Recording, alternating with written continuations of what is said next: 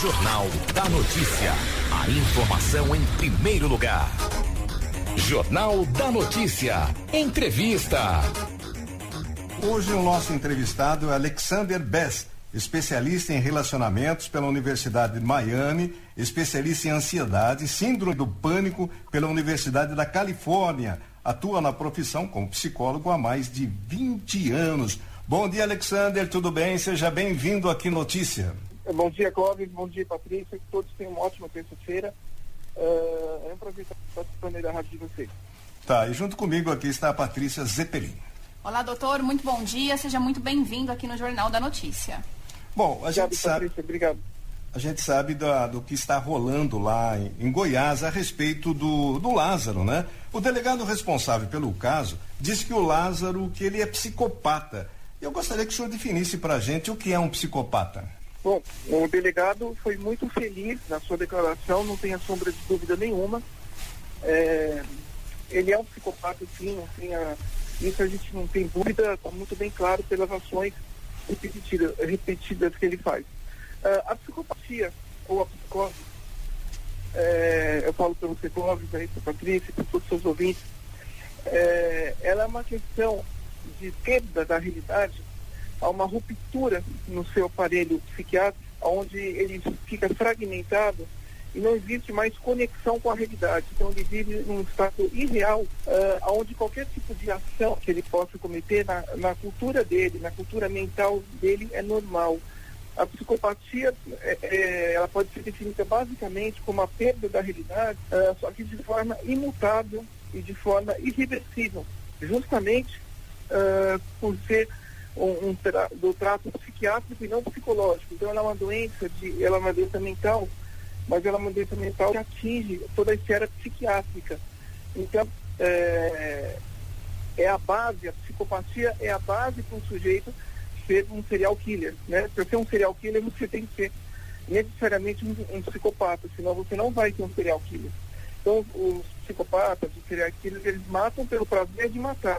É aí que eles buscam realmente o seu prazer de vida e desencadeiam as ações mais ali ao golpe. E quais são os comportamentos apresentados por um psicopata? Por exemplo, os traços principais de um psicopata, eles já podem ser identificados na infância? Por exemplo, crianças que sofreram estupro, eles podem futuramente se tornar um psicopata, doutor? Bom, então o que acontece? Então você pode nascer um psicopata, para você entender se essa pessoa é um psicopata ou não. E quando você nasce um psicopata, por exemplo, quando falta esse sangue, né, essa oxigenação cerebral, e você vira e você ali no trabalho de parto, você já nasceu, você virou um psicopata nascido, vamos dizer assim, logo na primeira infância, nas primeiras idades, o comportamento agressivo já vai ser bem típico da pessoa. Ela já nasceu com agressividade na alma e ela vai deixar isso bem claro. Se for um trauma mais para frente, uma queda, uma surra, uma violentação física. No caso de estupro, veja, você tinha perguntado de estupro, né? No caso de estupro, a criança ela vai virar um serial rapist, quer dizer, um serial estuprador, né? Ele vai ser um outro pedófilo no futuro, então é um pouco diferente. Agora, as manifestações das ações cometidas pelas crianças estão baseadas principalmente na agressividade e no prazer sádico, isso é importantíssimo. Existe em psiquiatria uma tríade chamada tríade McDonald, né, que era um psiquiatra americano que estudou profundamente ali a cabeça de muitos psicopatas, de muitos serial killers nesse momento, como esse, quer dizer, desse momento, e ele mencionava o seguinte: uma das primeiras causas da psicopatia é a nurese noturna, quando a criança ela acorda muito molhada, por ter feito aí a urina no meio da noite. Isso é bem característico de muitos psicopatas, até muitos psicopatas famosos americanos assim o fizeram. A segunda característica da psicopatia é justamente a crueldade e o prazer com os animais. Então ele tem um prazer sádico em ver realmente os animais sofrendo, e depois esse mesmo prazer com os animais ele migra do prazer de do ser humano sofrer. Então, teve uma notícia, nossa, o parente chega, olha, caí, quebrei a perna. Ele não vai simpatizar com isso, pelo contrário, ele vai gostar, ele vai ter um prazer sádico gostando que a pessoa caiu. E aí, a terceira questão também, uma criança que brinca muito com o fogo, né, que gosta de botar fogo aqui, fogo ali, mesmo como você falou também, de colocar o fogo aí, de repente, no rabo do animal, alguma coisa assim, uma bombinha aqui, outra bombinha ali. Então, essas são três características aí muito absorvidas do trato do psicopata, do serial killer, aonde já pode manifestar algum tipo de indício. Claro que não é todo mundo que sabe disso, porque isso é psiquiatria pura e profunda. Então, é só alguns profissionais que mexem com isso que vão saber. Agora, além disso, é a questão da violência e do prazer sádico. Então, é um sujeito que sempre vai ter prazer em semear discórdia, ele sempre vai ter um prazer ali de sentir realmente o gosto pelo sofrimento do outro. Porque a psicopatia e a psicose, a sociopatia, são características vitais que desprendem um sujeito de um sentimento. Então, ele não tem ligação com o mundo externo, ele é dotado da falta de um sentimento. Então, ele não consegue se associar sentimentalmente a nenhuma pessoa. Então, esse prazer sádico, ele é muito típico de todos os psicopatas. Claro que eu poderia te falar que existem muitos tipos de comportamentos psicóticos e psicopáticos, mas a gente precisaria de talvez um mês de programa para a gente chegar a fundo. No caso do Lázaro, eu posso te afirmar desde já que o tipo de psicopata serial killer que ele é motivado pelo controle e pela dominação. Então, o prazer dele é controlar a vítima, né? Ele faz a abdução da vítima, ele controla a vítima e ele detém o poder de vida sobre essa vítima. Ele matou ali, né, o pai, os dois filhos, e no dia seguinte matou a mãe, havendo sequestrado aí do local, né, se evadiu do local aí dos crimes lá na chácara, e estuprou a mulher e matou no dia seguinte. Então, veja, esse tipo de psicopatia de serial killer motivada pelo controle e pela dominação é um dos mais severos que tem, tá? Porque ele não tem ali uma especificidade objetiva, é aleatório. A vítima pode ser escolhida aleatoriamente, que é mais sério ainda. Então, tem mostra ali um estado de fragmentação mental muito mais contundente. E uma outra questão também, que a gente pode estar falando ali desse cara, é a questão da organização.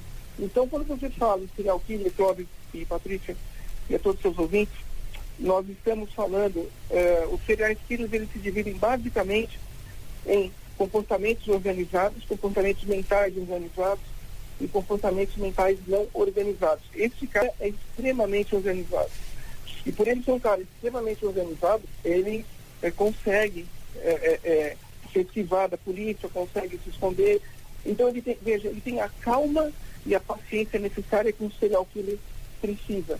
Ele não tem o charme de outros serial killers, ele não tem a sedução presente de outros serial killers, mas ele tem realmente ali a paciência para esperar, para observar, escolheu ali a família qualquer. Então, antes de ele invadir essa casa, eu posso te garantir que ele observou essa casa pelo menos umas 24 horas a 48 horas, né? Ô, Alessandra, e trazendo aqui para o Brasil, nós temos famosos aqui também, né? O Bandido da Luz Vermelha, o Maníaco do Parque, o Monstro do Morumbi. Tem mais algum aí, não? Olha, o Maníaco do Parque, ele na realidade, ele era também um serial killer, mas ali ele era também um serial rapist, né? Que é o rape de estupro em inglês. Então, quando você fala na questão do estupro, ele tem uma personalidade psicopática, mas uma personalidade psicopática pervertida. É uma psicopatia, mas tem um elemento da perversão sexual. Todo psicopata, ele tem algum elemento, seja ele apenas social, seja ele apenas familiar, ou apenas sexual, depende. Um psicopata não precisa ser necessariamente um estuprador. Alguns são, outros não. No caso desse aí do Maníaco do Parque, ele era realmente um estuprador em série, né? Agora, também é imutável. Só que o estuprador em série, do caso do maníaco do parque, ele precisa matar com requinte de sexualidade. Essa que é a diferença. Não basta apenas uma faca ou um revólver. Ele precisa realmente ali cometer o ato sexual contra a sua vítima, e depois que ele cometeu, ele mata o ato. Ou ainda ele pode cometer o ato antes, o ato da matança antes e praticar o estupro depois. Vai depender muito da cabeça dele. Mas são pessoas ali realmente muito complicadas. O bandido da Luz Vermelha saiu da cadeia, a primeira coisa que ele foi fazer foi matar. Foi pego ali. Então, veja, são comportamentos recorrentes. O John Wayne Gacy falou que ele gostaria de ter tido mais tempo para matar. Foi a sua última declaração em vida.